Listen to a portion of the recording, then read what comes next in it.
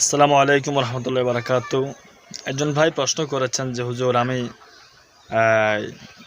কাজ জন্য অথবা বিভিন্ন ঝামেলার জন্য কাজকর্মের কারণে আমি জোহরের নফল এবং মাগরিবের নফল পড়তে পারিনি, বাবার আপনার থেকে উত্তর জানতে চাচ্ছি।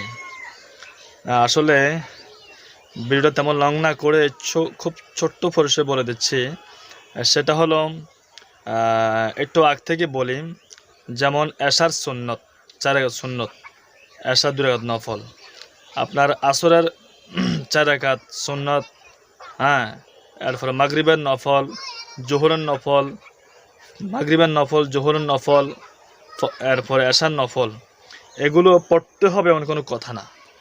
এগুলো হলো ভিন্ন একটু আপনার আমল। এগুলো পড়তে হবে ও করতে হবে এমন কোনো কথা নাই, এমন কোনো নিয়ম নির্দেশ নাই, ঠিক আছে। তবে এগুলো করলে ভালো। যেমন আপনি যদি জোহরের 12 রাকাত নামাজ আদায় করেন, 10 রাকাত নামাজ আদায় করে আপনি 2 রাকাত নফল পড়েন, যদি কোনো ভুল ত্রুটি হয় সেটার জন্য আল্লাহ তাআলা 2 রাকাত নফলের কারণে মাফ করে দেবেন, সুবহানাল্লাহ। আসরের 8 রাকাত নামাজ আপনি আদায় করলেন, 4 রাকাত সুন্নাত আদায় করলেন, যদি আপনি সেটা সুন্দরভাবে আদায় করে নেন তাহলে 4 রাকাত ফরজ পড়তেই হবে, আর 4 রাকাত সুন্নাত না পড়লেই চলবে। তবে যদি পড়ে নেন তাহলে সেখানে যদি কোনো ভুল ত্রুটি কোনোভাবে মার্জনা হয় সেটা আল্লাহ মাফ করে দিবেন এই 4 রাকাত সুন্নাত উসিলা। ঠিক সেম মাগরিবের যে নফলটা বলা হয়েছে, যদি আপনি 5 রাকাত আদায় করে নেন, 2 রাকাত নফল পড়ার কারণে ভাইগুলো ভুল ত্রুটি হলে আল্লাহ তাআলা মাফ করে দিবেন। এশার সেই 6 রাকাত সুন্নত, 4 রাকাত নফল 2 রাকাত, অর্থাৎ এশার নামাজ আদায় করেন আপনি কয় রাকাত? আপনি এশার নামাজ আদায় করবেন আপনার 9 রাকাত, ঠিক আছে।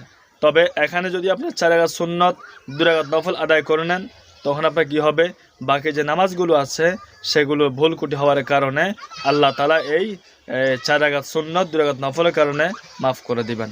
হ্যাঁ, অবশ্যই বুঝতে পেরেছেন। কোনো নফল জোহর, মাগরিব, এশা, কোনো নফল আসরের সুন্নত, এশার সুন্নত, এগুলো পড়তে হবে এমন কোনো কথা না। পড়লে অবশ্যই অনেক সওয়াব আছে, আর না পড়লে কোনো গুনাহ নাই। অবশ্যই বুঝতে পেরেছেন ইনশাল্লাহ। অবশ্যই নিজে জানবেন, অন্যকে জানিয়ে দেওয়ার চেষ্টা করবেন, ভিডিও শেয়ার করে দেবেন, আমাদের লাইক কমেন্ট করে অবশ্যই সাবস্ক্রাইব করে পেজটা ফলো দিয়ে সকলে পাশে থাকবেন। খোদা হাফেজ। আসসালামু আলাইকুম ওয়া রাহমাতুল্লাহি ওয়া বারাকাতুহু।